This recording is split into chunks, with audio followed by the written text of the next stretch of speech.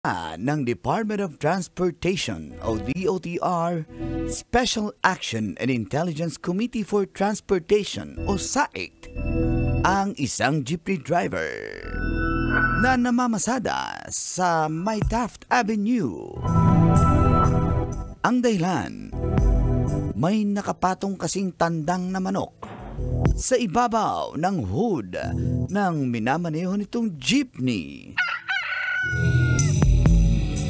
Imbes na kabayo, tandang ang nakalagay doon. Subalit, hindi raw ito ang talagang dahilan kung bakit sinita ng taga-DOTR ang nasabing driver. Ito ay ang pagsasagawa nila ng random roadworthiness inspection sa mga pampublikong sasakyan para sa mga kaligtasan ng pasahero. Nakita kasi nilang pudpud na ang reserbang gulong at old model na rin ang jeepney na minamaneho ng driver. Hindi rin gumagana ang brake lights nito. At doon din nila napansin ang nakapatong na tandang sa hood. Ayon pa sa driver, bigay daw yon ng kanyang nanay.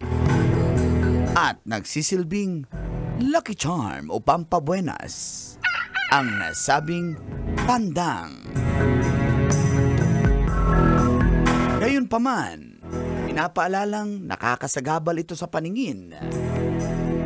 Kung kaya't delikado at may mga concerned citizen na nagsasabing animal cruelty ang ginagawa ng driver sa manok dahil expose ito sa init at sa ulan at nai-stress pa dahil nasa ibabaw ng hood.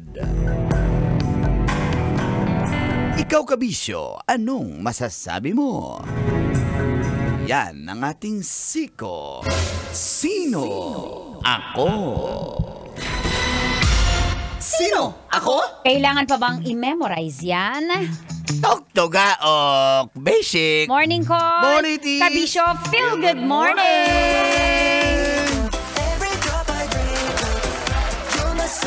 Adlang Lunes ta karon, ma-traffic ba? It's August 18, 2025.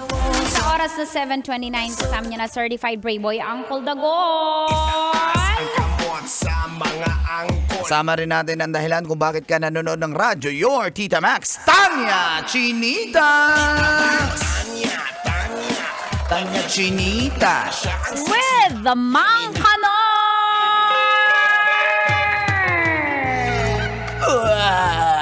Good morning, Nok. Good morning, Nok. Morning, no. Morning, Nok. Papaswerte daw yung mga ganyan. Naniniwala ka ba dyan, Tits? Ako, niwala. Ako, may mga ginagawa din ako para swertihin. Pero yung sa manok di ko pa yan try. Why not? Wala namang mawawala eh. Bagay. Pero yun nga, animal cruelty din yun sa manok. Siguro kaya yung mga jeep nung araw nung 90s, merong mga manok sa antena. Naalala mo yung sobrang decorated yung mga jeep nung 90s? Oh, yung may tapos, mga antena, tas may mga manok. Oh, tapos yung umiikot na bola, yun ba yun? Tignan mo nga yung jeep mo dyan. Ayan. Jeepney. Pero ako, agree naman ako na animal cruelty nga yun. Kawawa naman yung tandang, tapos i-expose mo sa hood. Sabi ng tangdang, palit kaya tayo ng pwesto.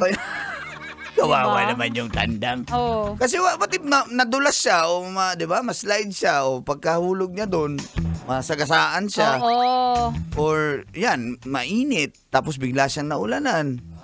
Oh, 'di ba? So kawawa nga naman. Talaga namang bawal din po 'yan. Wala na akong mahanap na 90s na jeep na maraming antena kasi dati parang ano yan eh, parang sports car, parang pagandahan ng jeepney nung 90s eh, maraming antena.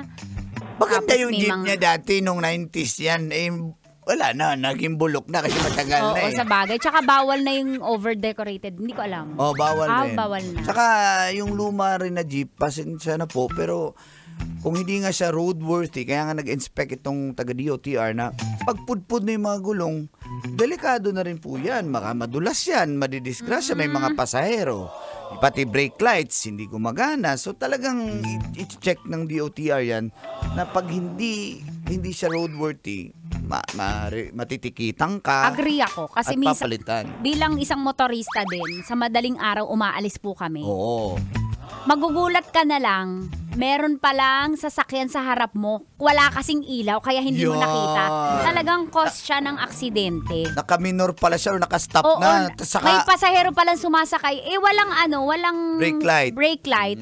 Talaga, tapos walang posted, walang ilaw dun sa dadaanan. So, takaw disgrasya. oo, correct. Yun lang, kung ang pananaw ko sa paghahanap buhay, kung gusto mo mag-flourish and maging abundant yung business mo, well maintenance. Kumbaga, i-maintain mo ng mabuti, pagandahin mo, mag-invest ka sa sa mga panghanap buhay mo. Halimbawa yan, simpleng ilaw, hindi nga investment yun, simpleng ilaw nga yun eh. Yung jeep mo, pagandahin mo para... Yung signal. Oo. Anong mga signal sa Pilipinas? Signal number 1. Hindi. Signal para liliko. Di ba kamay? Ay, O kaya yung nga, pag tricycle. gumano, Paa! Tawang-tawa ako sa paa. Pag yung paa, yung tricycle, gumaganon. kumanon yung patas na nahagip. Wala ka ng paa. Tawa ako sa wala kayong signal light. Paa na lang. Natatawa talaga ako. Sabi ko, kung hindi ko lang na-videoan. Oh, pero Nakakatawa. totoo yan, dapat kumpleto talaga yung ilaw ng sasakyan mo. Ano sabi? Yung blow Oh. bag set ba yun? Blow bag set? Bago tumakbo, kailangan mong i-check ang blow bag set mo. Ano yun, Alam yan. Tis? Ano yun, Tis? Blow, Teka. blow daw. Ayan, natotoo. Mm. Blow baggets pala. May narinig na. Battery, lights, oil, water, brakes, air, gas, engine, tire, self. Kaya paalayan lagi ng lagi bago umalis. Yung self kasi minsan, alam, mababae ba ako today o hindi? Eh, wala naman yung sinalo. Self eh! Eh, may nilagay kasi bagets. Mahilig siya sa bagets. Ang kasi na natinimang kanor. Shik, nahawa. Talaga ang talas ng tenga mo sa mga bagets-bagets eh, Nahawa na no? ako kay Tigas Tito eh. Ay, nako. Good morning guys. Pati kay Direk Phil na na-coach niya. Kasi ako- bagets siya? Bagets ang pormahan. Siyempre. Di ba ganun basic? Basic. Pero totoo yan, i-check nyo muna. Sabi nung tanda. Sabi ng bagets. Uy! Ang kinis ng bagets. ng tandang. Hindi mas eh. Yung tandang? Yung bagets. Uy! Gusto ko magjowa.